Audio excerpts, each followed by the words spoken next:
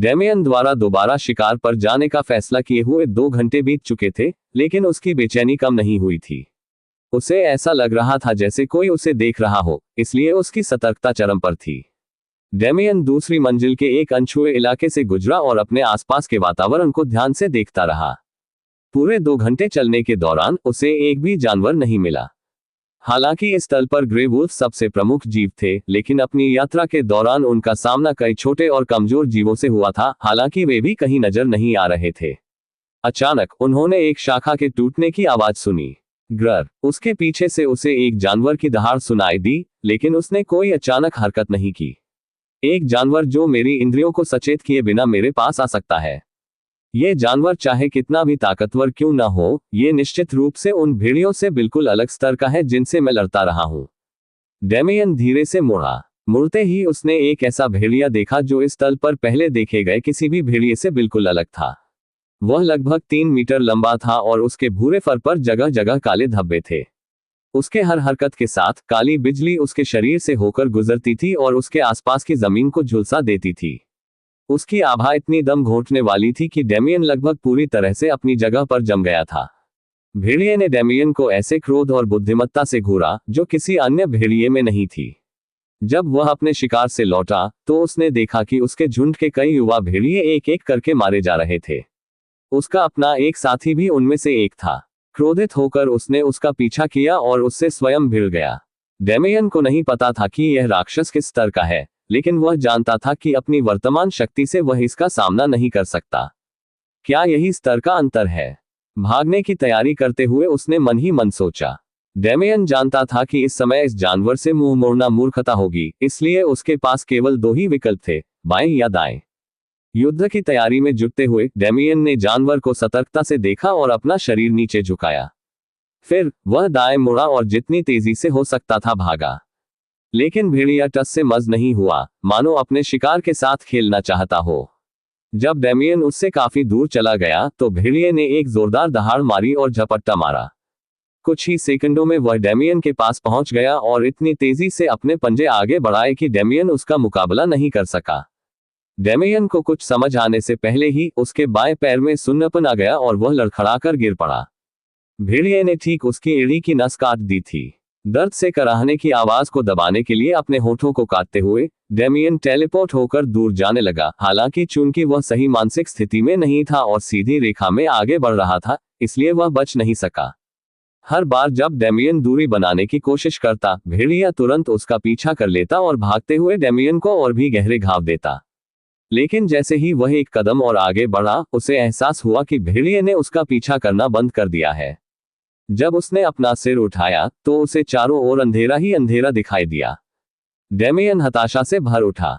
उसके पीछे एक ऐसा राक्षस था जिसे हराने की कल्पना भी उसके बस में नहीं थी, और उसके सामने एक अथाह खाई थी जिसकी गहराई अज्ञात थी। उसने अपने बाएं और दाएं देखा और महसूस किया कि उसके आसपास का क्षेत्र संकरा हो गया था, जिससे उसके पास भागने का कोई रास्ता नहीं बचा था। भेड़िए ने डेमियन को घूर कर देखा और उसकी आंखों में पनपती निराशा को देखकर वह प्रसन्न हो उठा। यही वह दृश्य था जिसकी वह कामना कर रहा था। वह चाहता था कि उसके परिवार के हत्यारे को मृत्यु का वह एहसास हो जो धीरे धीरे उसे घेर रहा है। वह चाहता था कि डेमियन को ऐसा भय महसूस हो जो उसने पहले कभी महसूस नहीं किया था। डेमियन हताश था। वह जानता था कि अगर वह इस भेड़िए को नहीं मार सका तो उसकी यही मौत हो जाएगी, लेकिन उसके पास विकल्प सीमित थे। अपने सामने मौजूद गहरी खाई को देखते हुए डेमियन के मन में एक अजीब सा विचार आया। अगर ऐसी नौबत आई तो मैं हमेशा ऐसा कर सकता हूं। चूंकि डेमियन जानता था कि वह अब और दौड़ नहीं सकता, इसलिए उसने इस लड़ाई के दौरान अपने शरीर के कमजोर पड़ने के लिए खुद को तैयार कर लिया था। हालांकि वह बहुत चिंतित नहीं था। प्रथम श्रेणी प्राप्त करने के बाद उसकी चोटें ठीक हो जाएंगी और उसकी शारीरिक शक्ति फिर से प्राप्त हो जाएगी। हालांकि यह केवल सतही स्तर पर ही होगा। वह अपना हाथ या इससे अधिक कुछ भी दोबारा नहीं उगा पाएगा। डेमियन ने अपनी छोटी तलवारें निकाली और वहां से गायब हो गया, फिर भेड़िए के पिछले पैरों के पास प्रकट हुआ। उसने अपनी दोनों तलवारें एक ही बिंदु पर चलाईं और उम्मीद की कि इससे भेड़िए को नुकसान पहुंचाने के लिए काफी होगा। हालांकि उसकी उम्मीदें चकनाचूर हो गईं। अपनी पूरी ताकत लगाने के बावजूद वह भेड़िए पर केवल एक छोटा सा घाव ही कर पाया। डेमियन फिर से गायब हो गया और भेड़िए के दूसरी तरफ प्रकट हुआ। उसने ठान लिया था कि वह भेड़िए को तब तक काटता रहेगा जब तक उसका खून बहना बंद न हो जाए। लेकिन दुर्भाग्य से भेड़िए ने उसे ऐसा करने नहीं दिया। लड़ाई के अनुभव में अंतर के कारण भेड़िए को उसकी चाल समझने में केवल 1 मिनट का समय लगा। परिणाम स्वरूप जब भी डेमियन टेलीपोर्ट करता, उसे अपने पंजे या खुला हुआ मुंह दिखाई देता। हालांकि यह स्पष्ट था कि भेड़िए में बिजली के प्रति आकर्षण था, लेकिन उसने डेमियन को गंभीरता से नहीं लिया और इसका इस्तेमाल नहीं किया। इस तरह लड़ाई कई मिनट तक चलती रही। भेड़िए को अभी तो कुछ ही घाव लगे थे, लेकिन उसके शरीर पर कई जगह ऐसे कट लगे थे जिनसे खून बह रहा था। लेकिन डेमियन की हालत कहीं ज्यादा खराब थी। उसका पूरा शरीर घावों से भरा हुआ था। उसकी पीठ पर एक गहरा घाव था, उससे बहुत खून बह रहा था और ऐसा लग रहा था कि उसके जीतने की कोई उम्मीद नहीं है। लगातार टेलीपोर्टेशन के तनाव के साथ साथ भेड़िए से मिले घावों के कारण उसके आंतरिक अंग कुछ ही वार में चूर चूर हो जाने की कगार पर थे। इस समय डेमियन ठीक से सोच भी नहीं पा रहा था। उसका सारा डर और निराशा दब गई थी, क्योंकि उसका सारा ध्यान सिर्फ अपनी जान बचाने पर केंद्रित था। उसका पूरा अस्तित्व उस शब्द पर टिका था जो उसके फंसे होने के बाद से उसका आदर्श वाक्य बन गया था, जीवित बचना। उसकी निगाहें उस गहरे घाव पर टिकी थी जो उसने जानवर की गर्दन पर बनाया था, और उसे जीतने का मौका नजर आया। लेकिन इससे पहले कि वह कुछ कर पाता, उसने महसूस किया कि उसकी चेतना कमजोर पड़ रही है। थकान की एक तीव्र लहर ने लगभग उसकी इंद्रियों को जकड़ लिया। शरीर की इतनी दयनीय हालत देखकर संचित थकान अंततः उस पर हावी हो गई। उसे अपनी कमजोरी स्पष्ट रूप से महसूस हुई और उसे लगा कि मृत्यु निकट आ रही है। नहीं, नहीं, नहीं, नहीं, वह इसे स्वीकार नहीं कर पा रहा था। वह अभी कालकोठरी की सबसे भयानक मंजिलों तक पहुंचा भी नहीं था, और उसे अभी से मरने को कहा जा रहा था। इतना दृढ़ संकल्प जुटाने के बाद, खुद को शांत करने के लिए मन ही मन जो बातें उसने की, उन सब के बाद उसकी मौत यही होगी। उसने इसे मानने से इनकार कर दिया। उसने अपने सामने खड़े उस दरिंदे को उन्मादी चमकती आंखों से घूरते हुए कहा, अच्छा, बहुत अच्छा, बहुत अच्छा। उसके दिमाग में कुछ टूट गया था। उसने एक बार फिर हमला किया, उस दर्द को पूरी तरह से नजरअंदाज करते हुए जो उसकी चेतना को नीचे धकेल रहा था। भेड़िए ने मुंह खोलते हुए उसे घृणा भरी निगाहों से देखा। जैसे ही डेमियन ने उसकी गर्दन में वार किया, उसने बेरहमी से काट लिया और उसका हाथ फाड़ दिया। हालांकि डेमियन दर्द को अनसुना करता रहा। उसका शरीर सदमे में था, लेकिन उसने टेलीपोर्टेशन की मदद से फिर से हरकत की। उसके अब बाहीन हिस्से से खून बहने से पहले ही वह भेड़िए की पीठ पर था और अपने बचे हुए हाथ से लगातार वार कर रहा था। आओ! भेड़िया दर्द से कराह उठा। उसे महसूस हो रहा था कि तेज धार वाला ब्लेड उसके मांस को चीर रहा है। जानवर के घावों से खून बह निकला। हालांकि उसने अपना बायां हाथ कुर्बान कर दिया, लेकिन अंततः उसने भेड़िए को काफी गहरा घाव दे दिया। लेकिन डेमियन इस उपलब्धि का जश्न मनाने की मानसिक स्थिति में नहीं था। जीवित बचना। जब वह अपने और अपने प्रतिद्वंद्वी के खून से लथपथ शरीर के साथ खड़ा था, तो उसके दिमाग में केवल एक ही विचार था, मुझे जीवित रहना है। उसने अपने हथियार पर अपनी पकड़ मजबूत कर ली और अपने अंगों के टुकड़ों से सने खून को खांसते हुए भी वह लगातार वार करता रहा। जीवित रहो, जीवित रहो, जीवित रहो। जैसे ही वह एक शब्द अंतहीन रूप से दोहराया जाने लगा, उसने भेड़िए पर हमला कर दिया, जो खून बहने से पहले ही सुस्त पड़ने लगा था। उसने एक बार फिर वार किया, लेकिन वार करते ही उसका हथियार टूट गया। जीवित रहो, जीवित रहो, जीवित रहो। खून बहने से उसका सारा संतुलन बिगड़ गया। मौत उसे अपनी गिरफ्त में लेने लगी, फिर भी उसके कानों में सिर्फ एक ही शब्द गूंज रहा था। उसने अपना हाथ जानवर की गर्दन पर लगे घाव में डाला और उसे फाड़कर उसके कच्चे मांस में अपने दांत गड़ा दिए। जीवित रहो, जीवित रहो, जीवित रहो। उसने अपने पंजों से खरोचा, काटा और खाया, और अपनी बची हुई आखिरी तर्कशक्ति का इस्तेमाल करते हुए उसने टूटे हुए हथियार से भेड़िए की गर्दन में बने गहरे छेद में वार किया। भेड़िया गिरने लगा। उसकी आंखों में निराशा भरी हुई थी। वह सोच रहा था कि अगर उसने शुरू से ही अपनी पूरी ताकत लगा दी होती, तो उसकी यह हालत न होती, लेकिन पछतावे का कोई इलाज नहीं था। लेकिन यह आसानी से हार नहीं मानेगा। अगर यह यहीं मर भी गया, तो भी अपने साथ उस इंसान को ले जाएगा जिसने इसके परिवार को मारा था। कुछ ही दूरी पर स्थित खाई को घूरते हुए भेड़िया उछल पड़ा।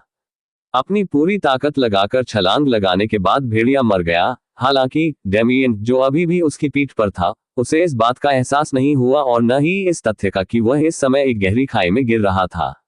भेड़िए को मारने के बाद जब वह बेहोश होने ही वाला था, तभी एक असहनीय दर्द ने उसे होश में ला दिया। इस दर्द के साथ ही उसे सच्चाई का एहसास हुआ और वह बच जाने की खुशी तो मना रहा था, लेकिन साथ ही उसे ये भी याद आया कि बेहोशी की हालत में उसने भेड़िए के मांस के बड़े बड़े टुकड़े खा लिए थे। अब डेमियन को अपने कर्मों का फल भुगतना पड़ रहा था। उसका रूपांतरण शुरू हो चुका था। भेड़िए को मारने के बाद से वह जानता था कि उसकी शक्ति कई गुना बढ़ गई है, लेकिन उसे ठीक ठीक नहीं पता था कि कितनी, क्योंकि वह अपने सामने आने वाली होलोग्राफिक खिड़कियों पर ध्यान केंद्रित नहीं कर पा रहा था। डेमियन के शरीर के अंदर उसके अंगों के ठीक होने के दौरान माना ऊर्जा उग्र रूप से प्रवाहित हुई, हालांकि इसके तुरंत बाद वे कुचलकर पेस्ट बन गए।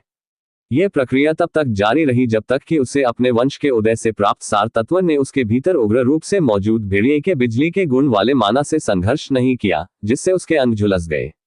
डेमियन को ऐसा महसूस हो रहा था जैसे उसे बिजली की कुर्सी से बांध दिया गया हो, लेकिन वह मर नहीं सकता था, और साथ ही उसके शरीर के हर इंच पर सैकड़ों हथौड़ों और सुइयों से प्रहार किया जा रहा था।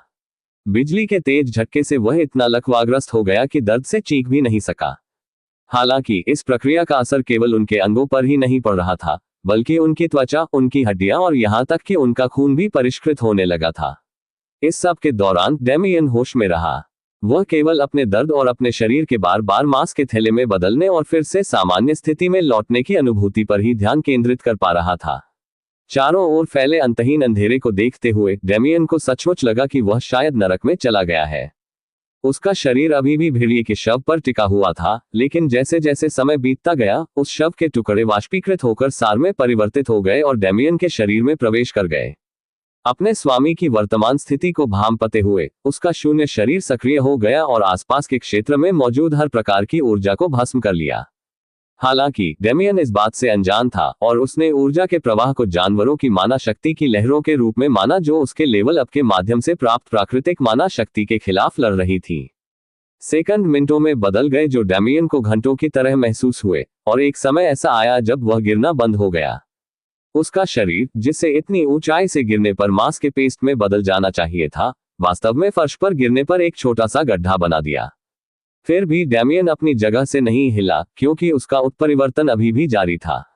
उसकी आंखें, जो हमेशा गहरे नीले रंग की थीं, अब लाल रंग से मिश्रित हो गई थी, और उसके बालों में चांदी जैसी चमक आ गई थी और वे बढ़कर कंधे तक पहुंच गए थे।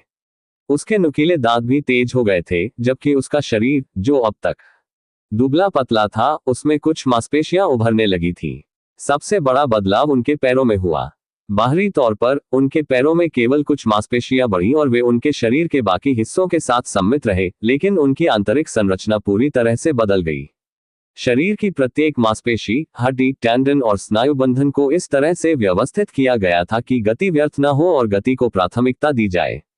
उसके शरीर के विभिन्न हिस्सों से बालों के गुच्छे उगने लगे, लेकिन उसके शून्य शरीर द्वारा वे तुरंत ऊर्जा में परिवर्तित हो गए और उसका उपभोग हो गए। उसके सिर के ऊपर भी भेड़िए के कान उगने लगे, लेकिन उनका भी वही हाल हुआ जो उसके शरीर के बालों का हुआ था। ऐसा प्रतीत होता है कि डेमियन का अपने शून्य शरीर के बारे में सिद्धांत आंशिक रूप से सही था। जब इतनी अधिक मात्रा में माना और ऊर्जा उसके शरीर में प्रवेश कर गई, तो उसने उसे अंदर से ही नष्ट कर दिया। यदि उसके शून्य शरीर ने उस ऊर्जा को अवशोषित न किया होता, तो उसकी तुरंत मृत्यु हो जाती।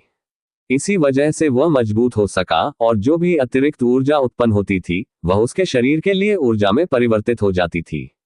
अपनी इस लापरवाह हरकत के कारण वह अपने शरीर की एक छिपी हुई क्षमता को उजागर करने में सक्षम हो गया। हालांकि डेमियन को इस बात का पता नहीं था। उसे उम्मीद थी कि उसका शरीर उस जानवर की सारी माना ऊर्जा को सोख लेगा, जिससे उसमें न्यूनतम परिवर्तन होगा। हालांकि उसके शरीर ने उसे युद्ध के लिए अपने परिवर्तन को अनुकूलित करने की अनुमति दी और बाद में केवल बची हुई अतिरिक्त ऊर्जा को ही चुराया। कई दिनों बाद डेमियन को आखिरकार दर्द कम होकर सहनीय स्तर पर पहुंचता हुआ महसूस हुआ। हालांकि उसे अभी भी उस जगह पर हल्का दर्द महसूस हो रहा था जहां उसकी बाईं बांह होनी चाहिए थी, लेकिन बिजली के प्रचंड प्रभाव से वह घाव भी जलकर बंद हो चुका था। हाँ, डेमियन ने गहरी सांस ली। उसे जिस यातना को सहने के लिए मजबूर किया गया था, उसने उसे लगभग पागल कर दिया था, लेकिन अब जब दर्द ने उसके दिमाग को धुंधला नहीं किया था, तो वह महसूस कर सकता था कि उसने क्या हासिल किया है। उसकी दृष्टि और श्रवण शक्ति में जबरदस्त वृद्धि हुई थी और उसके नुकीले दांत इतने तेज लग रहे थे कि वे उसकी त्वचा को मक्खन की तरह काट सकते थे, जबकि उसका शरीर पूरी तरह से एक अलग ही स्तर पर था। पृथ्वी पर वापस आने के बाद उसने चाहे जो भी कोशिश की हो, चाहे वह डाइटिंग हो, जिम जाना हो, या फिर एक हफ्ते तक हर दिन वन पंच मैन की ट्रेनिंग रूटीन को पूरा करना हो, वह कभी भी अपने शरीर की बनावट को बदलने में सक्षम नहीं हो पाया। अब आखिरकार उसके शरीर में कुछ मांसपेशियां बन गई थी। हालांकि वे पूरी तरह से विकसित नहीं थी, लेकिन उसे दिख रहा था कि एक अच्छे सिक्स पैक का ढांचा तैयार हो चुका है और इसके लिए बस एक भेड़िए को खाना और थोड़ी सी बेरहमी से यातना सहना ही काफी था। डेमियन ने मन ही मन मजाक किया। उसे अपने भीतर एक नए प्रकार का खतरे का एहसास और एक विशेष इच्छा भी महसूस होने लगी थी, लेकिन उसने उसे दबा लिया क्योंकि उसे याद था कि उसका लेवल अभी अभी बढ़ा है। फिर उसने उत्परिवर्तन के दौरान प्राप्त सूचनाओं को देखा। आपने लेवल 15 के थंडर वुल्फ को मार गिराया, 5000 अनुभव अंक प्राप्त किए। स्तर बढ़ा, स्तर बढ़ा, स्तर बढ़ा, स्तर बढ़ा। आपने पहली बार सफलतापूर्वक अपनी लीग का स्तर बढ़ा लिया है। आपकी प्रसिद्धि बढ़ने के साथ एक क्लास प्राप्त की जा सकती है। एक कक्षा चुने। 1 तलवारबाज, 2 स्थानिक जादूगर, 3 पादरी, 4 मॉन्स्टर हंटर, 5 एक्सप्लोरर। बधाई हो, आपने सफलतापूर्वक उत्परिवर्तन कर लिया है। आप पृथ्वी पर पहले ऐसे व्यक्ति हैं जिन्होंने पूर्ण उत्परिवर्तन हासिल किया है। इस महान उपलब्धि के कारण आपको इवॉल्वर की उपाधि प्रदान की गई है। आपकी गाथा आगे बढ़ गई है। संदेश पढ़ते ही डेमियन हैरान रह गया। लीग और लेजेंड जैसे शब्द उसके लिए पूरी तरह अपरिचित थे, लेकिन उसने सोचा कि शायद यही वह आधार है जिस पर सिस्टम ताकत को वर्गीकृत करता है। कक्षाओं की सूची देखते हुए डेमियन को लगा कि उसे अपने विकल्पों पर विचार करने की भी आवश्यकता नहीं है। उसकी सबसे बड़ी ताकत टेलीपोर्टेशन थी और एक स्थानिक जादूगर बनना इसी तरह की शक्तियों को और बढ़ाने का एक तरीका प्रतीत हुआ। अब तक की सोच के आधार पर डेमियन ने बिना किसी झिझक के अपनी पहली कक्षा चुन ली। आप एक स्थानिक जादूगर बन गए हैं। ब्रह्मांड की रचना के दौरान सबसे पहले अस्तित्व में आने वाली अवधारणाएं सृजन और विनाश थी, उसके बाद अंतरिक्ष और समय, फिर जीवन और मृत्यु। अंतरिक्ष वास्तविकता के ताने बाने को बनाए रखने में एक आवश्यक अवधारणा है। आपने इसके रहस्यों को जानने के मार्ग पर प्रस्थान किया है। हालांकि उसे कोई बड़ा बदलाव महसूस नहीं हुआ, लेकिन डेमियन को लगा कि उसका दृष्टिकोण व्यापक हो गया है। जिन अवधारणाओं को वह पहले कभी पूरी तरह समझ नहीं पाया था और अपनी स्थानिक क्षमता का उपयोग करने के नए विचार उसके मन में उमड़ पड़े। अपनी कक्षा का चयन करने से उससे कुछ हद तक ज्ञान प्राप्त हुआ, लेकिन उस जानकारी का उपयोग कैसे करना है, यह उस पर निर्भर था। अपनी उत्सुकता को और अधिक रोक न पाने के कारण डेमियन ने अपनी स्थिति की जांच करने का फैसला किया। स्थिति डेमियन वॉर्ड, आधा इंसान आधा जानवर, पुरुष, आयु 17 वर्ष, स्तर 14, स्थानिक जादूगर, अनुभव मूल्य 50/4500, उपाधि या शून्य, शरीर का वाहक, विकासकर्ता, समानताएं, अंतरिक्ष, बिजली, शारीरिक बनावट, शून्य शारीरिक बनावट, जादुई शक्ति 740, STR 60, AGI 90, परिभाषा 60, इंट 50, डेक्स 90, कौशल दूरस्थानीकरण स्तर 1, लघु टेलीकिनेसिस स्तर 5, पुनर्जनन स्तर 2, तलवारबाजी स्तर 3, खतरे की अनुभूति स्तर 1। डेमियन बेहद खुश था। अपने आंकड़ों में 10 गुना से अधिक की वृद्धि देखकर उसे विकास के लाभों का एहसास हुआ। उसने अपने द्वारा प्राप्त उपाधि के बारे में सोचते हुए उसके प्रभावों की जांच की, जो वह अपनी अन्य 2 उपाधियों के लिए नहीं कर पाया था। इवॉल्वर, यह उपाधि उन लोगों को प्रदान की जाती है जिन्होंने बिना किसी परिणाम भुगते अपनी नस्लीय सीमाओं को पार कर लिया है। एक पूर्ण उत्परिवर्तन को पूरा करके आपने जानवरों की तरह विकसित होने की क्षमता प्राप्त कर ली है और साथ ही मनुष्यों के समान वर्ग भी प्राप्त कर लिए हैं। डेमियन मुस्कुराया, यह सोचकर कि शीर्षक अपने आप में ही सब कुछ स्पष्ट कर देता है। उसे बिजली से भी एक नया लगाव हो गया था, हालांकि उसे लगता था कि यह महज संयोग था। उसकी टेलीपोर्टेशन क्षमता अब सीमित दूरी तक ही सीमित नहीं रही, क्योंकि वह 5 किलोमीटर के दायरे में मौजूद स्थानिक परतों से स्पष्ट रूप से जुड़ाव महसूस कर सकता था। उसे यह भी महसूस हो रहा था कि वह बिना किसी तनाव के लंबे समय तक अपनी टेलीपोर्टेशन क्षमता का दुरुपयोग कर सकता है। इसके बाद उसने अपनी पुनर्जीवन क्षमता का परीक्षण करने की कोशिश की। उसने अपनी बांह काटने की कोशिश की, लेकिन तभी उसे एहसास हुआ कि उसकी बांह वहां नहीं थी। उसका चेहरा गंभीर हो गया। कोई बात नहीं, ये हाथ आज के मेरे मौत के करीब के अनुभव की याद दिलाता रहेगा। मुझे पूरा भरोसा था कि मैं एक प्रथम श्रेणी के सैनिक को मार गिराऊंगा, लेकिन उसने मेरे साथ खिलवाड़ किया और लगभग मेरी जान ले ली। मैं बाद में अपने हाथ को ठीक करने का कोई तरीका ढूंढ लूंगा, लेकिन अभी मुझे ये सबक चाहिए। हालांकि वह अब भी मजाक करने की कोशिश कर रहा था, लेकिन उसका मन अब स्थिति को पूरी तरह स्वीकार कर चुका था। आखिरकार वह लगभग मर ही गया था। अगर वह जरा सा भी इनकार करता रहा तो भविष्य में उसकी जान जा सकती थी। जैसे जैसे डेमियन के विचार और भी भयावह होते गए, वह इच्छा फिर से जाग उठी। हालांकि इस बार वह उसे दबा नहीं पाया। यह एक पाशविक इच्छा थी जो उसके अस्तित्व के मूल से उत्पन्न हुई थी। एक ऐसी इच्छा जो अपनी मानवता का एक हिस्सा खोने के बाद प्रमुखता से उभरी।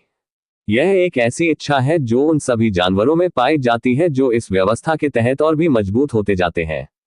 यह हत्या करने की इच्छा थी। मारना, खाना और विकसित होना।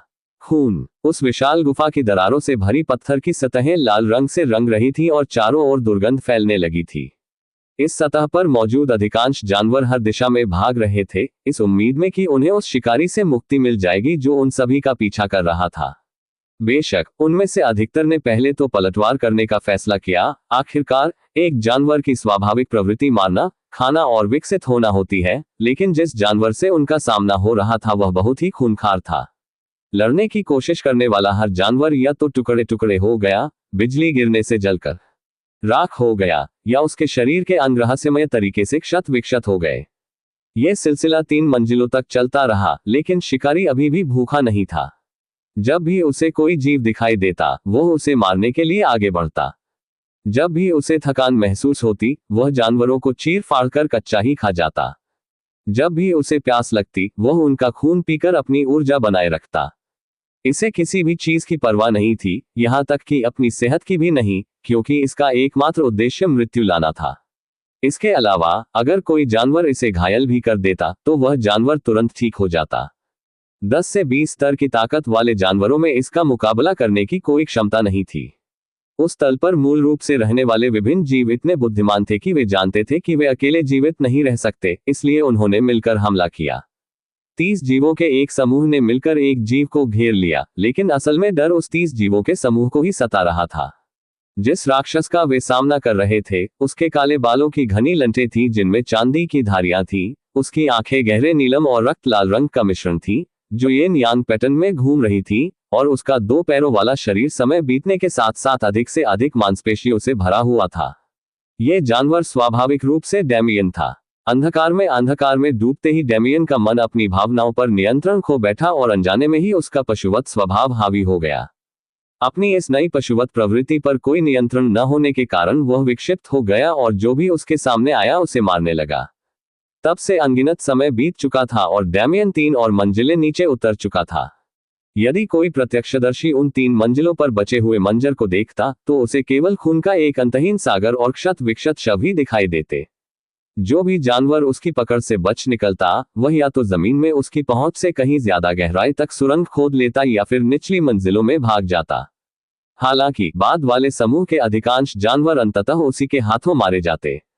हालांकि वह जरा भी तर्कसंगत नहीं था, फिर भी उसके पास अपनी पूरी शक्ति थी। वह भागने के सभी रास्तों को बंद करने के लिए स्वतंत्र रूप से टेलीपोर्ट करता था और बिजली को इस तरह नियंत्रित करता था मानो वह जीवन भर इसका अभ्यास करता रहा हो।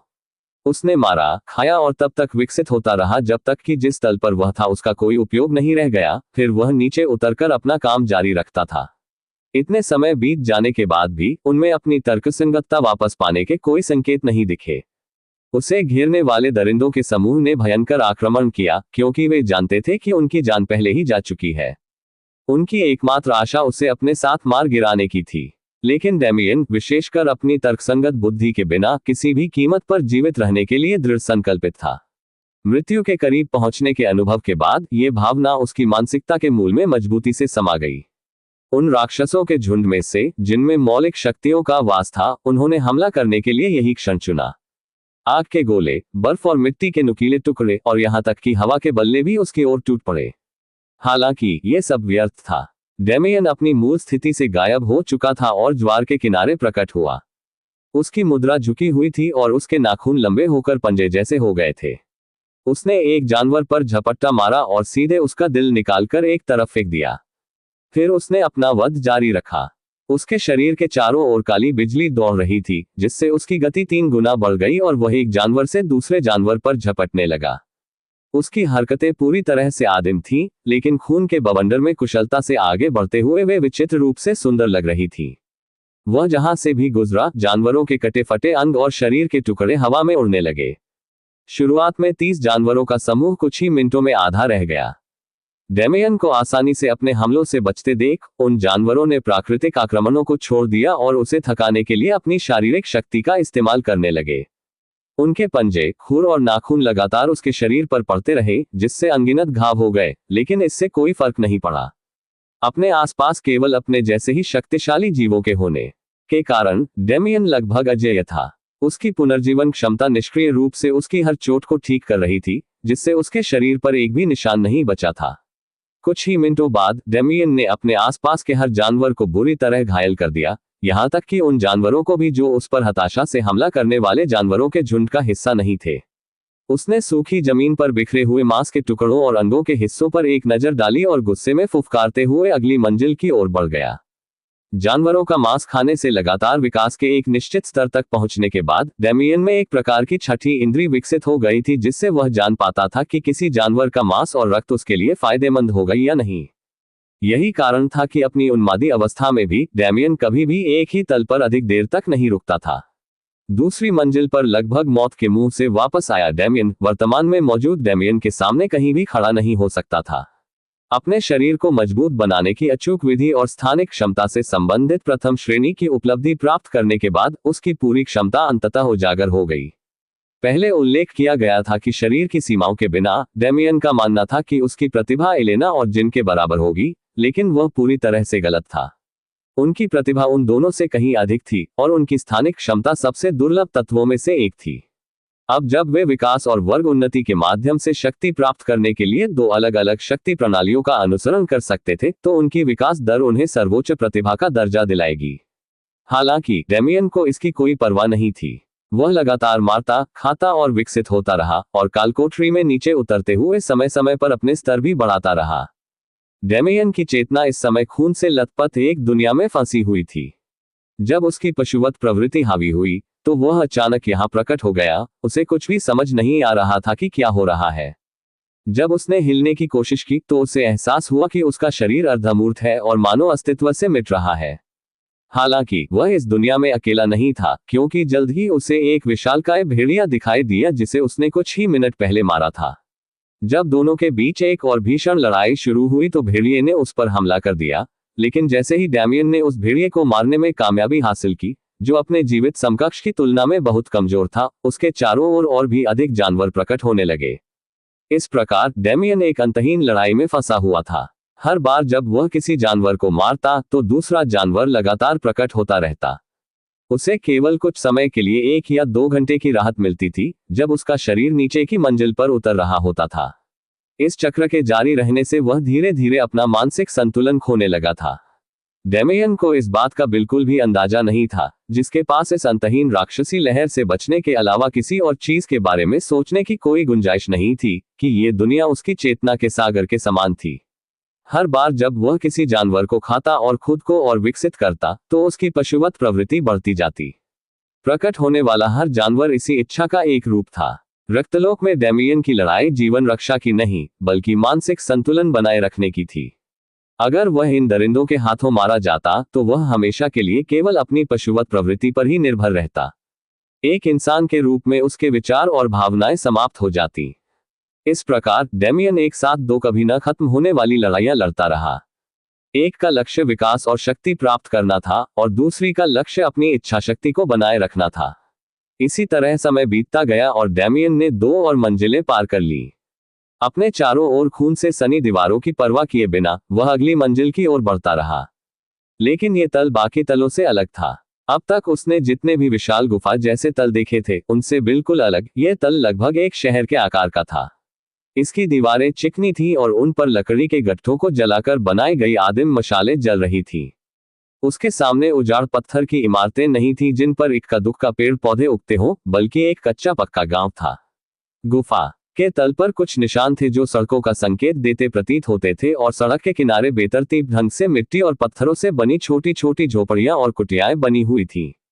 डेमियन की पशुवत प्रवृत्ति सतर्क हो उठी। हालांकि वह आमतौर पर सामने दिखने वाली किसी भी चीज पर बेखौफ हमला कर देता था, लेकिन वातावरण में इस अचानक बदलाव ने उसके अंदर उस स्वाभाविक सावधानी को जगा दिया जो उसे उस पहले भेड़िए से विरासत में मिली थी जिसे उसने खाया था। अपनी स्थानिक चेतना से उस स्थान का अवलोकन करते हुए उसने कई छोटे हरे जीव देखे जिनमें सबसे लंबा जीव 1 मीटर से थोड़ा अधिक ऊंचा था। उसी समय उन जीवों ने भी उसे देख लिया। जब उन्होंने ऐसा किया तो वे अचानक एक दूसरे से चीखने चिल्लाने लगे, मानो संवाद कर रहे हों। फिर उन सभी ने अपने हथियार उठाए और गांव के बीच में स्थित मुख्य पत्थर की झोपड़ी के चारों ओर जमा हो गए। झोपड़ी का दरवाजा खुलते ही भारी कदमों की आवाज पूरे शहर में गूंज उठी। बाहर निकला एक और हरा प्राणी, हालांकि ये लगभग 1.7 मीटर लंबा और गोल शरीर वाला था। इसका शरीर जानवरों की हड्डियों से बने कवच से ढका हुआ था और इसके कंधे पर एक बड़ी युद्ध कुल्हाड़ी रखी थी। क्री डेमियन को देखते हुए वह चीख उठा और अपने आप को श्रेष्ठ समझता हुआ प्रतीत हुआ। वहीं डेमियन का खून खौल उठा। पिछली 2 मंजिलों पर उसे 2 या 3 से ज्यादा ऐसे जीव नहीं मिले जो उसके विकास में मदद कर सके, और गुस्से में आकर उसने उस मंजिल के बाकी जीवों का नरसंहार कर दिया। हालांकि उसे यह समझ आ गया था कि उसके सामने खड़ा मानवाकार प्राणी उसकी बहुत मदद करेगा। बिना सोचे समझे डेमियन ने धावा बोल दिया। उसके हर कदम से उसके रास्ते में आने वाले सभी बौनों के शरीर विकृत और क्षत विक्षत हो रहे थे, जबकि डेमियन का पूरा ध्यान उनके राजा पर केंद्रित था। एक भयानक दहाड़ के साथ डेमियन ने अपने पंजे आगे बढ़ाए और दिल को भेदने की कोशिश की, लेकिन उसे तुरंत पीछे धकेल दिया गया। भ्रमित होकर डेमियन ने एक बार फिर कोशिश की, लेकिन उसे वही समस्या झेलनी पड़ी। के उसकी उलझन देखकर गोब्लिन राजा ने अजीबोगरीब हंसी हंस दी। उसकी त्वचा में शारीरिक क्षति को अवशोषित करने और प्रतिबिंबित करने का प्राकृतिक गुण था, और इसी गुण के कारण वह आज तक इस क्षेत्र पर राज कर रहा था। राजा को अपने दुश्मनों को अपनी सुरक्षा में सेंध लगाने की कोशिश करते देखना बहुत पसंद था, लेकिन वे सब नाकाम हो जाते थे। इसलिए राजा ने हमला न करके अपना हाथ रोक लिया, इस विश्वास के साथ कि आज उसे एक और मनोरंजक दृश्य देखने को मिलेगा। दुर्भाग्य से उसका प्रतिद्वंद्वी डेमियन था। शारीरिक हमलों को बेकार समझते हुए डेमियन ने अपनी हथेलियों में बिजली का आवेश उत्पन्न किया और फिर उसे आगे की ओर फेंका, जिससे गोब्लिन की त्वचा के कुछ हिस्सों पर असर पड़ने की कोशिश हुई। गोब्लिन राजा क्रोधित हो गया। भले ही हमले से उसे कोई चोट न आए हो, लेकिन दुश्मन द्वारा उसकी त्वचा को घायल करना उसके लिए अपमानजनक था। उसने अपनी विशाल कुल्हाड़ी उठाए और आक्रमण किया।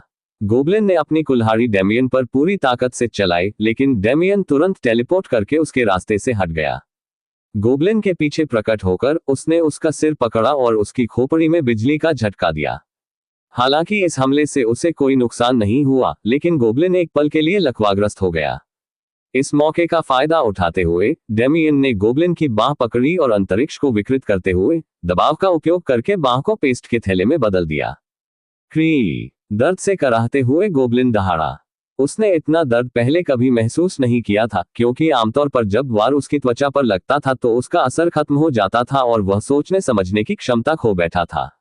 वह डेमियन की ओर मुड़ा और बेतहाशा अपनी बड़ी कुल्हाड़ी घुमाने लगा, जिसे डेमियन ने आसानी से चकमा दे दिया। गोब्लिन की मानसिक स्थिति के कारण कुल्हाड़ी की शक्ति काफी कम हो गई थी, इसलिए उसे वार से कोई खतरा महसूस नहीं हुआ। गोब्लिन के वार से बचते हुए डेमियन ने एक और स्थानिक विकृति का उपयोग करके गोब्लिन का पैर तोड़ दिया, जिससे गोब्लिन दर्द से एक और चीख उठा। हालांकि गोब्लिन राजा एक निश्चित स्तर तक शारीरिक क्षति को बेअसर कर सकता था, लेकिन अगर वातावरण ही उसकी मृत्यु का कारण बनता तो वह कभी भी मुकाबला नहीं कर पाता। अंतरिक्ष एक रहस्यमय और अत्यंत शक्तिशाली अवधारणा थी। यही कारण था कि अंतरिक्ष का उपयोग करने वालों से आमतौर पर हमेशा भयभीत रहा जाता था। जैसे ही गोब्लिन का संतुलन बिगड़ा, डेमियन ने तुरंत उसका सिर पकड़कर उसे 180 डिग्री के कोण पर घुमा दिया। गर्दन टूटते ही गोब्लिन राजा की तुरंत मृत्यु हो गई। जब आसपास के जिन्नों ने ये देखा तो उनकी आंखें गुस्से से लाल हो गईं। वे जोर जोर से चीखते हुए डेमियन की ओर दौड़े, लेकिन उनके पास बचने का कोई मौका नहीं था। डेमियन ने अपने चारों ओर की जगह को विकृत कर दिया और वे सभी गोब्लिन व्यर्थ ही मर गए। उसका पूरा ध्यान गोब्लिन राजा के शव पर था। आंखों में लालच लिए वह उसे खाने लगा। गोब्लिन राजा को खाने के बाद डेमियन के शरीर में एक बार फिर पहले की तरह ही तीव्र उत्परिवर्तन हुआ। हालांकि यह उतना बुरा नहीं था, फिर भी दर्द असहनीय था। अब तक जानवरों को खाने से उसका शरीर केवल मजबूत हुआ था, उसकी संरचना में कोई बदलाव नहीं आया था, लेकिन ऐसा लगता था कि जो अनोखे लक्षण उसे बेहतर बनाने में मदद करेंगे, वे हमेशा इस तरह के उत्परिवर्तन का कारण बनेंगे। जब डेमियन जमीन पर गिरा तो उसकी मांसपेशियां, नसें और ऊतक लगातार खींचते और दबते रहे। जब यह प्रक्रिया पूरी हुई तो उनमें भी वही अवशोषण और परावर्तन की क्षमता आ गई जो गोब्लिन राजा के पास थी। और ठीक वैसे ही जैसे उसने भेड़िए के साथ किया था, उसकी शून्य शारीरिक शक्ति सक्रिय हो गई और उसने गोब्लिन राजा के अवशेषों को सार में बदल दिया ताकि उसके उत्परिवर्तन में सहायता मिल सके। जैसे जैसे उसका शरीर विकसित हुआ, डेमियन ने रक्तलोक में एक बार फिर गोब्लिन राजा से युद्ध किया। यह गोब्लिन राजा उसकी सहज प्रवृत्ति का मात्र एक रूप था, इसलिए उसमें उसका कोई अनूठा गुण नहीं था। उसकी मृत्यु के साथ ही डेमियन अंततः जमीन पर गिर पड़ा। मुझे नहीं पता कि इस रहस्यमय स्थान में प्रवेश किए हुए कितना समय बीत चुका है, लेकिन मैं अभी अपने शरीर से जुड़ाव महसूस कर सकता हूँ। उसे जो थोड़े समय का आराम मिला, उस दौरान डेमियन ने अपनी परिस्थितियों के बारे में सोचना शुरू कर दिया था और जो कुछ हुआ था उसका एक सामान्य विचार बना लिया था। मैं आपा खो बैठा था। मुझे ठीक से पता नहीं चल रहा कि क्या हो रहा है, लेकिन मुझे यकीन है कि हाल ही में मुझे जिन जानवरों को मारना पड़ा, उन्हें मैंने पहले ही एक बार मार डाला था। लेकिन ऐसा लगता है कि यह चक्र आखिरकार खत्म हो गया है। मेरे शरीर से जुड़ाव के कारण मुझे जो भी असहनीय दर्द महसूस हो रहा है, वह मेरे लिए नियंत्रण वापस पाने का अवसर है। विकास की प्रक्रिया, जो उसके शरीर की संरचना में पूर्ण परिवर्तन थी, स्वाभाविक रूप से पूरी होने में समय लेती। और इस दौरान डेमियन ने आत्म नियंत्रण पाने के लिए ध्यान किया। जब उसने ऐसा किया तो उसे हत्या करने की वह तीव्र इच्छा महसूस हुई जिसने इस रक्तमय संसार को जन्म दिया था। मैं समझ गया। तो इतने समय से मैं अपनी पशुवत प्रवृत्ति से लड़ रहा था। डेमियन ठंडे पसीने से भीग गया था। अगर मैं यहां मर जाता तो मेरा अहंकार मिट जाता। कितना डरावना। लेकिन अब इससे कोई फर्क नहीं पड़ता क्योंकि मैं पहले ही जीत चुका हूं।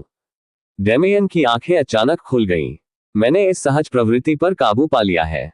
अब बस इसे अपने तर्कसंगत मन के अधीन करना बाकी है। यह सोचते ही डेमियन ने अपनी पूरी आभा को मुक्त कर दिया और अपने आसपास के स्थान को विकृत कर दिया। यह मेरा दिमाग है, मेरा शरीर है। मैं, डेमियन वॉर्ड, कभी भी एक साधारण जानवर जैसा नहीं बनूंगा। मेरे लिए रास्ता बनाओ। डेमियन ने अपनी पूरी ताकत से दहाड़ते हुए जमीन पर जोरदार मुक्का मारा। देखते ही देखते खून की दुनिया में दरारें पड़ने लगी। मैं कुछ ऐसा बनूंगा जिसे देखकर स्वर्ग भी सम्मान से देखेगा। मेरी हिम्मत कैसे हुई कि मैं एक जानवर की प्रवृत्ति के वश में हो जाऊं। जैसे ही उसके मन में यह विचार आया, डेमियन की आंखों के सामने अंधेरा छा गया और विकास की असहनीय पीड़ा ने उसे जकड़ लिया। डेमियन को राक्षसों के उस अंतहीन संघर्ष के दौरान उमड़ती यादों का सैलाब उमड़ आया। ये यादें स्वाभाविक रूप से उसके उन्मादी अवस्था में किए गए कारनामों का विवरण थीं। हालांकि विकास का दर्द अभी भी मौजूद था, लेकिन यह एक ही समय में घटित हुई दो प्रकार की यादों को एकीकृत करने के दर्द के मुकाबले कुछ भी नहीं था। डेमियन को अब अपने हिंसक व्यवहार का एहसास हो गया था, लेकिन जो कुछ हुआ था उससे वह ज्यादा हैरान नहीं था, क्योंकि उसने उस पशुवत प्रवृत्ति के प्रकटीकरण से लड़ाई लड़ी थी जो उसे नियंत्रित कर रही थी। जिस बात से वह सबसे ज्यादा हैरान था वही ये थी कि उसने मानो किसी फ्लो बॉस को हरा दिया था। इसका मतलब था कि वह किसी ऐसे फ्लो पर था जो 10 का गुणक था। हालांकि गिरने की दूरी अज्ञात होने के कारण उसे यह नहीं पता था कि वह कौन सा फ्लो था। भले ही मैंने अपने शरीर पर फिर से नियंत्रण पा लिया है, फिर भी मुझे पहले से कहीं अधिक हत्या करने की इच्छा महसूस होती है। साथ ही एक नजर में ही यह स्पष्ट हो जाता है कि मेरे शरीर में बदलाव आ गया है। डेमियन ने अपने नाखूनों को देखा जो अब पंजे जैसे लग रहे थे। फिर सोचते हुए उसने उन्हें अंदर खींच लिया। ये अंदर खींचने वाले पंजे तो कमाल के हैं। मुझे वुल्वरिन जैसा महसूस हो रहा है। खैर, मुझे अपने उत्पात के बाद अपनी स्थिति में आए बदलावों की जांच कर लेनी चाहिए। स्थिति डेमियन वॉर्ड, आधा इंसान आधा जानवर, पुरुष, आयु 17 वर्ष, स्तर 26, स्थानिक जादूगर, अनुभव मूल्य 365/9000, उपाधि या शून्य, शरीर का वाहक, विकासकर्ता, समानताएं, अंतरिक्ष, बिजली, शारीरिक बनावट, शून्य शारीरिक बनावट, जादुई शक्ति 1350, STR 180, AGI 150, परिभाषा 200, इंट 130, डेक्स 180, कौशल, दूरस्थानीकरण स्तर 4, दूरगतिशीलता स्तर 1, पुनर्जनन स्तर 6, तलवारबाजी कौशल स्तर 3, खतरे का बोध स्तर 6, भक्षण स्तर 1। डेमियन अपनी स्थिति में आए सुधारों से संतुष्ट था। हालांकि यह सच था कि उसकी मानसिक स्थिति ठीक नहीं थी, फिर भी ऐसा लग रहा था कि उसमें काफी सुधार हुआ है। उसके अधिकांश सुधार विकास से आए, क्योंकि उसने उन सभी जानवरों का सेवन किया जिनसे उसका शरीर मजबूत हो सकता था, लेकिन जिन जानवरों से उसे विकास में मदद नहीं मिली या जिन्हें उसने गुस्से में आकर मार डाला, वे एक्सपीरियंस में बदल गए। इस तरह उसकी शारीरिक शक्ति उसके स्तर के मुकाबले बेहद मजबूत थी और ऐसा लगता था कि वह प्रथम श्रेणी के दायरे में आने वाले अधिकांश जानवरों के खिलाफ बराबरी से लड़ सकता था। उसने अपने शरीर में आए नए बदलावों पर भी ध्यान दिया।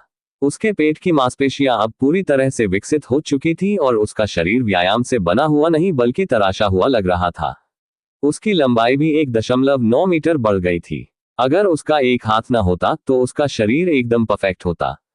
संरचनात्मक रूप से भी यह अलग था। गोब्लिन राजा की अवशोषण और परावर्तन की अनूठी क्षमता के कारण उसका पूरा शरीर अधिक फुर्तीला हो गया था। उसे विश्वास था कि पर्याप्त प्रशिक्षण से वह असंभव कोनों पर भी मुड़कर और चकमा देकर अपने दुश्मनों को चौंका सकता है। डेमियन ने जिस दूसरी चीज पर ध्यान दिया वह थी उसकी क्षमताएं। उसकी टेलीपोर्टेशन की सीमा काफी बढ़ गई थी, जो 7 किलोमीटर तक पहुंच गई थी, जबकि उसकी टेलीकिनेसिस का उपयोग अब अधिक बहुमुखी प्रतिभा के साथ किया जा सकता था, जैसे कि जब उसने गोब्लिन को मारने के लिए अंतरिक्ष को विकृत किया था। चूंकि उसने कभी तलवार का इस्तेमाल नहीं किया था, इसलिए जाहिर तौर पर उसकी महारत में कोई सुधार नहीं हुआ था, लेकिन खतरे को भांपने की उसकी क्षमता में जबरदस्त प्रगति हुई थी और उसे लगता था कि वह इसका इस्तेमाल 1 किलोमीटर के दायरे में किसी भी पूर्वाभास को महसूस करने के लिए कर सकता है। उसका पूरा ध्यान अपने नए कौशल पर था। उसे इस कौशल के बारे में कुछ जानकारी थी, लेकिन फिर भी उसने सुनिश्चित करने के लिए जांच कर ली। निगलना शीर्षक इवॉल्वर और वॉइड फिजिक के बीच तालमेल के कारण एक नया कौशल बनाया गया है। यह कौशल विकास के दौरान खपत प्रक्रिया को प्रतिस्थापित करता है और उपयोगकर्ता की आवश्यकताओं को प्राथमिकता देते हुए विकास को अनुकूलित करने में मदद करता है। इस अद्वितीय कौशल के निर्माण के कारण आपकी गाथा आगे बढ़ गई है। डेमियन को यह हुनर पाकर खुशी हुई। अब जब उसकी सोचने समझने की शक्ति वापस आ गई थी, तो वह इस तरह से आदिम व्यवहार करना नहीं चाहता था। आखिर कोई भी सामान्य इंसान जानवरों को चीर फाड़ कर कच्चा खाना पसंद नहीं करेगा। इसके अलावा, चूंकि यह कौशल उसकी जरूरतों के अनुरूप उपभोग की गई ऊर्जा को अनुकूलित करता था, इसलिए वह शारीरिक रूप से पशु रक्त खाने और पीने की आवश्यकता के बिना अपनी भूख और प्यास बुझा सकता था। उस उन्मादी अवस्था में बिताए गए अथाह समय ने उसके मन पर हल्का आघात पहुंचाया था। अब उसे ऐसे रक्त को देखकर थोड़ी घृणा होती थी जो उसके विकास के लिए उपयोगी न हो। अपने आसपास देखते हुए डेमियन ने देखा कि जमीन पर कई गोब्लिन के शव बिखरे पड़े हैं। भले ही इनसे मुझे ताकत ना मिले, लेकिन ये इस कौशल को परखने का एक अच्छा मौका है। डेमियन ने कमरे के बीचों बीच सभी शवों का ढेर लगाने में कुछ समय लिया। काम पूरा होने के बाद उसने ढेर पर हाथ रखा और अपनी शक्ति का प्रयोग किया। निगलना उसकी बाह से एक गहरा काला कोहरा निकला और एक विशाल आकृति का रूप ले लिया जो किसी भयानक जानवर के मुंह जैसी लग रही थी। फिर कोहरा आगे बढ़ा और पूरे ढेर को अपनी चपेट में ले लिया। डेमियन को महसूस हुआ कि विदेशी ऊर्जा उसके शरीर में प्रवेश कर रही है और उसकी अपनी बन रही है, जबकि इसका एक बड़ा हिस्सा उसे गोब्लिन राजा से प्राप्त गुण को मजबूत कर रहा था। लेकिन सबसे दिलचस्प बात यह थी कि अधिकांश ऊर्जा उसे पोषण प्रदान करने में खर्च हो रही थी। डेमियन को तुरंत बहुत हल्कापन महसूस हुआ, मानो उसके कंधों से कोई पहाड़ उतर गया हो। ऐसा लगता है कि महीनों तक चले अंतहीन नरसंहार के बाद मेरे शरीर में बहुत सारी छिपी हुई थकान जमा हो गई थी। डेमियन सुखद रूप से आश्चर्यचकित हुआ। उसे इस बात का बिल्कुल भी अंदाजा नहीं था कि वह इतनी थकान महसूस कर रहा है, लेकिन अगर यह कौशल इसे सटीक रूप से पहचान कर इसका निवारण कर सकता है, तो यह उसकी सोच से भी कहीं अधिक उत्तम है। खड़े होकर डेमियन ने अपने शरीर को स्ट्रेच किया। पहले समझ में नहीं आया क्योंकि मैं अपने शरीर में हो रहे बदलावों में उलझा हुआ था, लेकिन वापस आकर अच्छा लग रहा है। डेमियन को लड़ाई बहुत पसंद थी। उसने यह बात मान ली थी कि इस मामले में वह थोड़ा अजीब है, लेकिन एक अंतहीन लड़ाई में इतना समय बिताना कि वह उसे माप भी न सके, उसके लिए भी असहनीय था। इसी वजह से डेमियन ने नीचे उतरते समय थोड़ी देर रुकने और अभ्यास करने का फैसला किया। आसपास की छोटी छोटी झोपड़ियों और कुटियाओं को देखते हुए डेमियन मुस्कुराया। भले ही ये सब बौनों का काम है, लेकिन नजारा बदलना अच्छा लग रहा है। शायद नीचे की मंजिलों पर मुझे कुछ और भी दिलचस्प चीजें देखने को मिले। जब वह गोब्लिन राजा की झोपड़ी में दाखिल हुआ तो उसकी मुस्कान और भी चौड़ी हो गई। उसने तुरंत बाकी सब कुछ भुला दिया और आगे की ओर मुख का मारा और एक नर्म सतह पर जा गिरा। हाँ, एक बिस्तर। किसने सोचा होगा कि मुझे यहाँ आसपास कहीं बिस्तर मिल जाएगा। डेमियन अनजान सामग्री से बने छोटे से बिस्तर पर बच्चे की तरह करवटें बदल रहा था और थोड़ा आराम महसूस कर रहा था। भले ही यह अनजाने में हुआ, फिर भी मैंने पावर लेवलिंग में काफी समय बिताया। लगता है मुझे थोड़ा आराम करना चाहिए और अपनी तलवारबाजी के कौशल को निखारना चाहिए और अपनी युद्ध शैली को बेहतर बनाना चाहिए। कुछ अनमने विचारों में खोए हुए डेमियन ने अपनी आंखें बंद कर ली और नींद में डूब गया। कई महीनों की कड़ी मेहनत के बाद आखिरकार उसके शरीर और मन को आराम मिला और उसे एक सुखद सपना आया। यह भविष्य का एक सपना था जिसमें उसकी माँ, उसके पिता और कुछ धुंधली आकृतियां थीं जिन्हें वह अभी तक पूरी तरह से नहीं पहचानता था। सभी आराम कर रहे थे और हंस रहे थे। यह उस लक्ष्य का सपना था जिसे वह हासिल करना चाहता था। शिखर पर पहुंचने के बाद उसके शांतिपूर्ण जीवन का सपना। डेमियन अपने चेहरे पर हल्की मुस्कान लिए जागा, जो उसकी आंखों में जल रही तीव्र आग के बिल्कुल विपरीत थी। प्रेरणा की ज्वाला उसके शरीर में प्रबल रूप से दौड़ रही थी और उसने अपना प्रशिक्षण शुरू किया। अपने शरीर पर दोबारा नियंत्रण पाने के बाद से डेमियन को अपने विचारों और गतिविधियों के बीच थोड़ा सा असंतुलन महसूस हो रहा था। इस समस्या के अलावा तलवारबाजी में उसकी महारत बाकी विकासों से काफी पीछे थी। उसने अपनी बिजली की शक्ति को नियंत्रित करने का कोई वास्तविक कौशल विकसित नहीं किया था, वह केवल उन्माद की स्थिति में अवचेतन रूप से इसका उपयोग करता था। अब समय आ गया था कि वह अपनी उपलब्धियों को आत्मसात करे और उन्हें और आगे बढ़ाए। डेमियन अपनी झोपड़ी से बाहर निकला और अपने शरीर को स्ट्रेच किया। काश मेरे पास कोई ट्रेनिंग मोन्टेज या ऐसा कुछ होता। मुझे लगता है कि इससे समय आसानी से बीत जाता। अफसोस की बात है कि यह एनीमे नहीं है, इसलिए मुझे अपनी बॉडी बनाने के लिए मेहनत करनी पड़ेगी। एक वास्तविक व्यक्ति के रूप में अपने दुर्भाग्यपूर्ण भाग्य पर आह भरते हुए भी उसने महीनों बाद पहली बार अपनी तलवार पीठ से उतारी। मुझे अपनी तलवार चलाने की कला को निखारना चाहिए और शायद कोई कलाकृति बनाने का प्रयास करना चाहिए, क्योंकि मुझे कुछ समय तक यही रहना होगा। मुझे यह भी नहीं पता कि तलवार की आभा जैसी कोई चीज मौजूद है या नहीं, क्योंकि पृथ्वी पर इसकी खोज कभी नहीं हुई। शायद पर्याप्त अभ्यास से मैं इसे हासिल कर सकूं। चूंकि मेरे पास स्थानिक संबंध है, इसलिए किसी न किसी रूप में आयामी प्रहार करना एक बुनियादी आवश्यकता है। कुछ अनमने विचारों में खोए हुए डेमियन ने अपनी तलवार घुमानी शुरू कर दी। उसे संतुलन पर विशेष ध्यान देना पड़ा, क्योंकि उसके पास बायां हाथ नहीं था। मिनट घंटों में बदल गए, घंटे दिनों में तब्दील हो गए और डेमियन बिना रुके तलवारबाजी का अभ्यास करता रहा। अगर कोई उसे देखता तो ऐसा लगता मानो वह नाच रहा हो, लेकिन उसका नाच इतना घातक था कि पूरे इलाके में भयंकर हवाएं चलने लगी। कुछ मिनट बाद डेमियन रुका। तलवार की आभा निश्चित रूप से मौजूद है।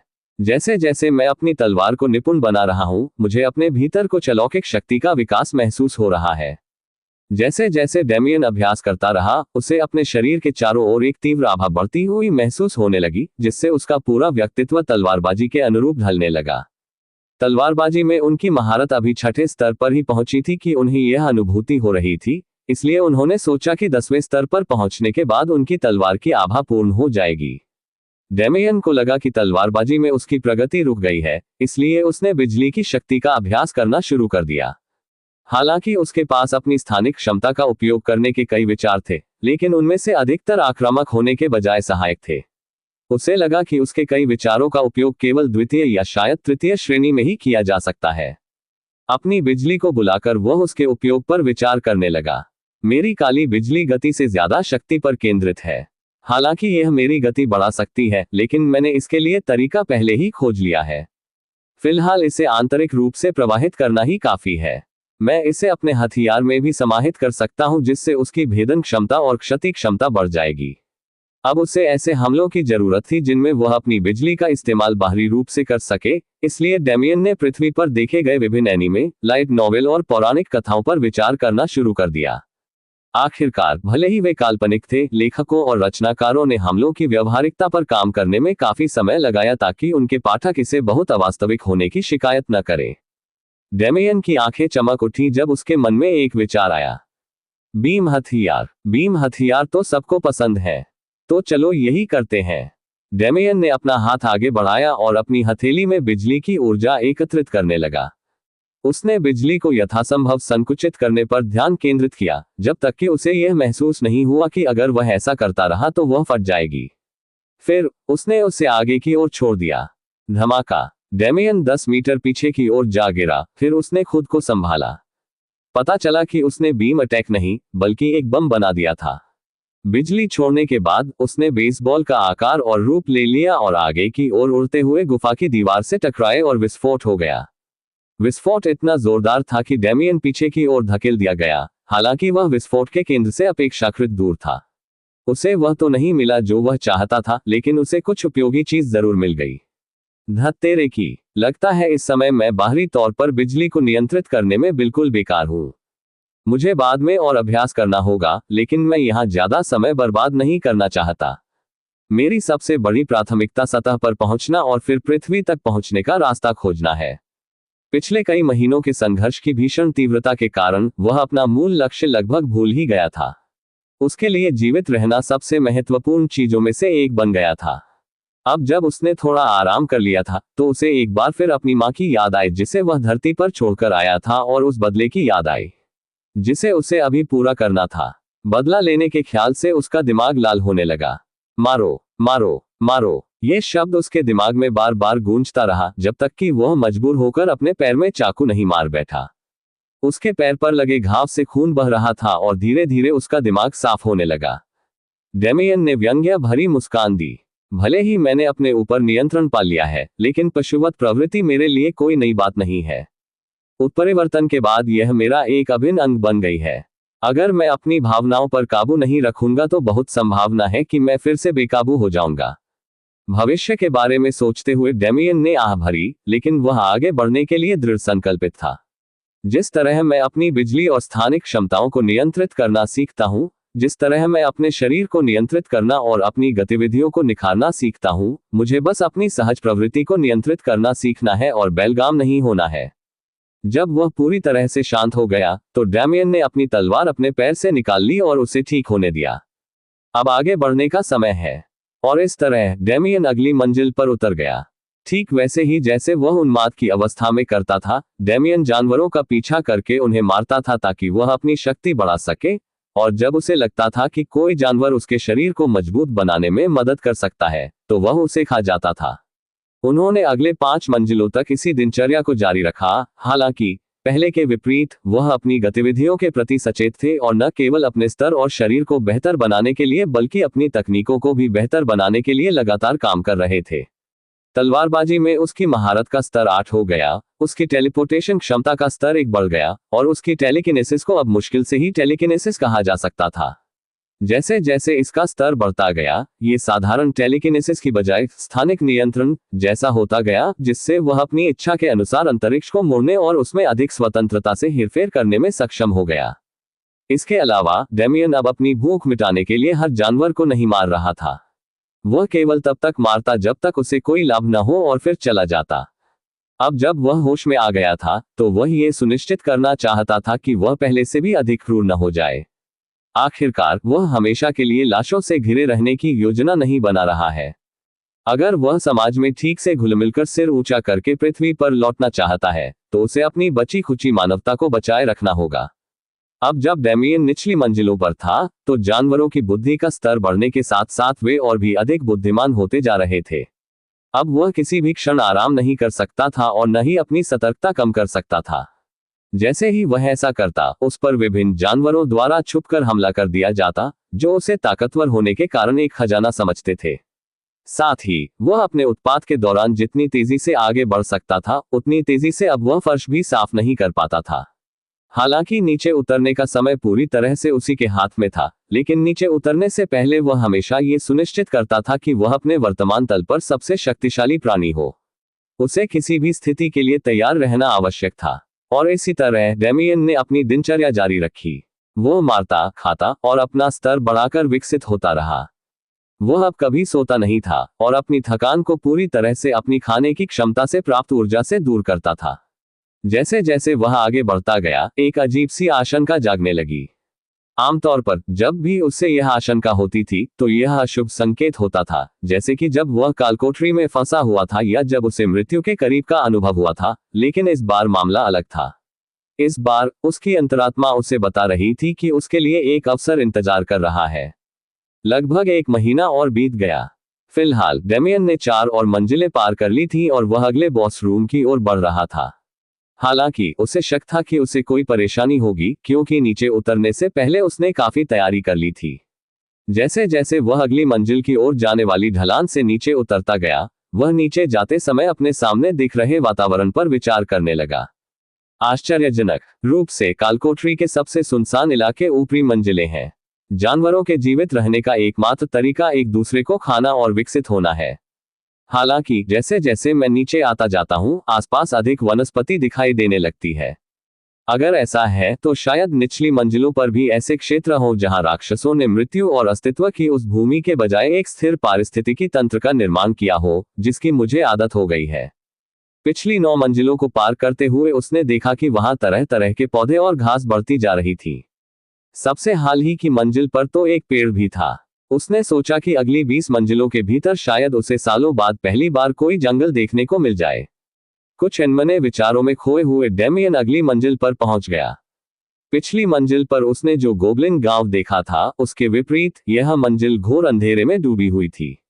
डेमियन बॉस फ्लो में प्रवेश करते समय किसी भी हमले का शिकार न होने के लिए सतर्कतापूर्वक आगे बढ़ा। उसने अपनी स्थानिक जागरूकता को यथासंभव बढ़ाया, और जो कुछ उसने देखा उससे उसका चेहरा पीला पड़ गया। हालांकि पहले कभी इसका जिक्र नहीं हुआ था क्योंकि डेमियन ने कभी इसके बारे में सोचने की जरूरत महसूस नहीं की थी, लेकिन उसे मकड़ियों से बेहद अतार्किक डर लगता था। लेकिन यह उस तरह का डर नहीं था जिसमें वह भागने के लिए यथासंभव दूर चला जाता, बल्कि यह उस तरह का डर था जिसमें वह किसी भी मकड़ी को देखने पर उसे मारने के लिए हर संभव तरीका अपनाता, ताकि मौजूद मकड़ियों की संख्या को जितना हो सके कम किया जा सके। उसने बॉस फ्लो पर जो कुछ देखा वह क्या था? जाले। हर दिशा में फैले हुए जाले किसी भी शिकार को पकड़ने के लिए बने थे जो दुर्भाग्य से उनकी गिरफ्त में आ जाता था। सौभाग्य से डेमियन ने जाले बुनने वाली मकड़ी को नहीं देखा, वरना वह पूरी तरह से होश में रहते हुए भी बेकाबू हो सकता था। डेमियन बिना किसी कारण के अत्यधिक शंकालु हो गया था। इस फ्लो पर बॉस चाहे जो भी हो, उसने उसे आसानी से हराने की क्षमता विकसित कर ली थी, लेकिन फिर भी उसके इस डर को तर्कहीन मानने का एक कारण था। अचानक डेमियन ने अपनी तलवार को बाईं ओर घुमाया, जिससे बिजली की एक लहर निकली, लेकिन वह किसी चीज को नहीं मार सका। डेमियन की प्रतिक्रिया देखकर मकड़ी हैरान रह गई, लेकिन उसे कोई चिंता नहीं हुई। उसे जन्म से ही ऐसी खास आंखें मिली थी जो उसे अपने प्रतिद्वंदी की हरकतों का अनुमान लगाने और किसी भी धोखे को पहचानने में सक्षम बनाती थी। इसी वजह से इसने अपने स्तर के अधिकांश जानवरों की तुलना में बेहतर बुद्धि विकसित कर ली थी, और ये देखकर कि डेमियन इससे कहीं अधिक मजबूत था, इसने इस लड़ाई को जीतने के लिए अपनी आंखों और बुद्धि का उपयोग करने का फैसला किया। कई मिनट बीत गए, लेकिन डेमियन को मकड़ी दिखाई नहीं दी। उसने मकड़ी को 3-4 बार हमला करने की कोशिश करते हुए महसूस किया, लेकिन हर बार जब उसने पलटवार किया तो मकड़ी कभी भी उसी स्थिति में नहीं थी। डेमियन चिड़चिड़ाने लगा था। आमतौर पर वह अपने आसपास की जगह को इस तरह मोड़ देता था कि मकड़ी दबाव से कुचल जाए, लेकिन वह शांत नहीं था। कई मिनट तक यही प्रक्रिया दोहराने के बाद डेमियन का धैर्य टूट गया। भाड़ में जाए, मैं इस मकड़ी को नरक से भी नीचे, नरक से भी गहरी जगह तक उड़ा दूंगा। डेमियन ने लगातार बिजली इकट्ठा की, उसे संपीड़ित किया और छोड़ा, जिससे बिजली की गोलियां बनी जो फर्श को चीरती हुई निकल गईं। कई धमाके हुए, जिससे धूल और मलबे के बादल चारों ओर उड़ने लगे। उसी धूल और मलबे के बीच डेमियन को मकड़ी दिखाई दी। आखिरकार उस परेशान करने वाले कीड़े को देखकर, जिससे उसे मारना था, वह तुरंत टेलीपोर्ट करके उसके पास पहुंच गया। मकड़ी घबरा गई। उसने सोचा था कि डेमियन को कमजोर करने के बाद वह अपने जहर से उसे मार डालेगी, लेकिन उसे डेमियन की मकड़ियों के प्रति इतनी घृणा का अंदाजा नहीं था। जैसे ही वह जीत के नए रास्ते तलाशने लगी, उसे अपने पेट में तेज दर्द महसूस हुआ। इस समय डेमियन एक बंदर की तरह व्यवहार कर रहा था। उसने अपनी तलवार फेंक दी और लगातार अपनी मुट्ठी से मकड़ी के शरीर पर वार करता रहा। बीच बीच में वह हवा में उछलकर उसके सिर पर जोरदार लात मारता। मकड़ी जहर और घात लगाकर हमला करने की रणनीति में माहिर थी, इसलिए उसकी शारीरिक क्षमता उतनी विकसित नहीं थी, और डेमियन अपनी बिजली से भरी तलवार के कुछ ही वार से लड़ाई खत्म कर सकता था, लेकिन वह कहीं अधिक क्रूर था। अब जब मकड़ी उसकी गिरफ्त में थी, तो वह उसे भागने नहीं देता था। जब भी मकड़ी भागने की कोशिश करती, वह उसके सामने प्रकट होकर उसे बेरहमी से पीटता रहता। मकड़ी बस इस बात पर अफसोस कर रही थी कि उसका सामना ऐसे शैतान से हुआ है, और सोच रही थी कि उसने ऐसा क्या किया था कि उसे ऐसी सजा मिली। सौभाग्यवश इसे ज्यादा देर तक सहन करने की जरूरत नहीं पड़ी, क्योंकि डेमियन ने इसके सिर पर आखिरी बार एक जोरदार मुक्का मारा, जिससे इसकी खोपड़ी चकनाचूर हो गई और यह मर गया। हाँ हाँ हाँ, एक और विपत्ति का अंत हो गया। डेमियन मुस्कुराया, मानो खुद पर गर्व महसूस कर रहा हो। फिर उसने मकड़ी के शव को घृणा से देखा। वह सचमुच मकड़ी को खाना नहीं चाहता था। उसे लगा कि मकड़ी के लक्षण अपनाना उसके रिकॉर्ड पर धब्बा होगा, लेकिन वह जानता था कि उसे और मजबूत होना ही होगा। अब जब उसने मानवता के लिए खतरा बने इस अभिशाप को खत्म कर दिया था, तो उसका तर्कसंगत दिमाग फिर से नियंत्रण में आ गया था। डेमियन ने अपना हाथ आगे बढ़ाया और वह भयानक छायादार मुंह एक बार फिर बन गया, जिसने मकड़ी को पूरी तरह निगल लिया। डेमियन ने अपने शरीर में असहनीय दर्द के लिए खुद को मानसिक रूप से तैयार कर लिया था, लेकिन वह बिल्कुल भी तैयार नहीं था। इस बार उसके शरीर का विकास न्यूनतम था। आखिरकार मकड़ी का शरीर स्वयं इतना मजबूत नहीं था। इसके बजाय डेमियन को अपनी आंखों में असहनीय दर्द महसूस हुआ, मानो वे तीव्र गर्मी से पिघल रही हों और साथ ही साथ ततैया के झुंड द्वारा बार बार डंक मारे जा रहे हों।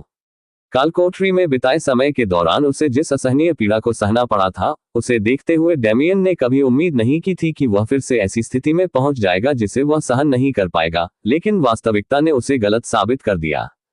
उस समय उसकी आंखों में जो दर्द था, उससे उसका मन कर रहा था कि वह किसी छोटी बच्ची की तरह चीखे और फर्श पर लोटपोट हो जाए, लेकिन उसने अपने होंठ तब तक दबाए रखे जब तक कि उनसे खून नहीं निकलने लगा और उसने दर्द सहन किया। कुछ घंटों बाद उसका विकास रुक गया। अपने हाथों से आंखों को ढकते हुए उसने धीरे धीरे आंखें खोली। आंखें खोलते ही वह आश्चर्य से हौंफने के अलावा और कुछ नहीं कर सका। अब जो दुनिया वह देख रहा था, वह पहले की दुनिया से बिल्कुल अलग थी।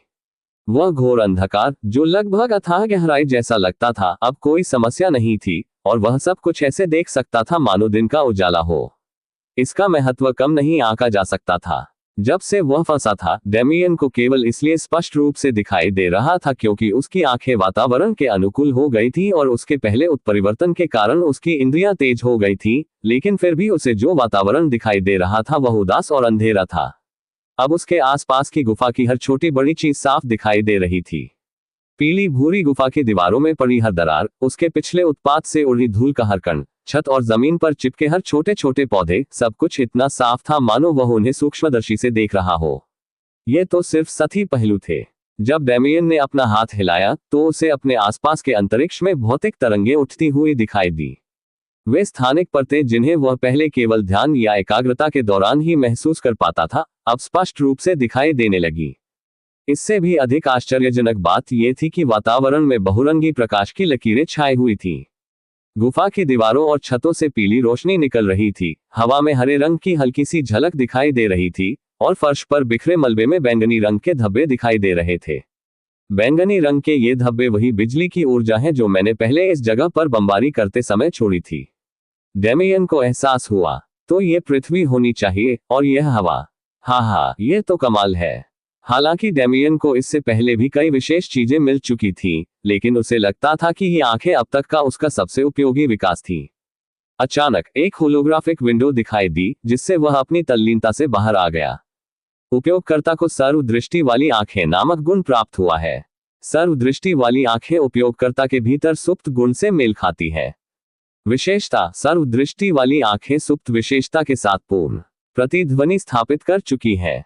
इस विशेषता में विकसित होने की क्षमता आ गई है और यह उपयोगकर्ता की स्थिति के कौशल अनुभाग में दिखाई देगी। पृथ्वी पर रहने वाला पहला ऐसा इंसान होने के कारण जिसने एक विकसित विशेषता का सृजन किया है, उपयोगकर्ता की गाथा और भी समृद्ध हो गई है। डेमियन मुस्कुराया। हालांकि उसे यह नहीं पता था कि सुप्त गुण क्या है, लेकिन वह जानता था कि एक बार पता चलने पर यह एक अच्छी बात होगी। उसे एक ऐसा गुण भी प्राप्त हो गया था जिसे वह विकसित कर सकता था, गोब्लिन किंग के गुण के विपरीत, जो केवल उसके बराबर या उससे निचले स्तर के लोगों पर ही काम करता था, चाहे वह कितना भी शक्तिशाली क्यों न हो जाए। डेमियन की मुस्कान और चौड़ी हो गई। अगर उसकी आंखों की यह शक्ति वही मौका थी जिसका उसे हाल ही में आभास हो रहा था, तो भी वह संतुष्ट होता। लेकिन यह देखकर कि उसका यह आभास अभी भी बरकरार है, वह आगे आने वाली घटनाओं को लेकर उत्साहित था। यह सोचते हुए कि आखिरकार उसकी किस्मत पलटने लगी है, डेमियन नीचे उतरता रहा।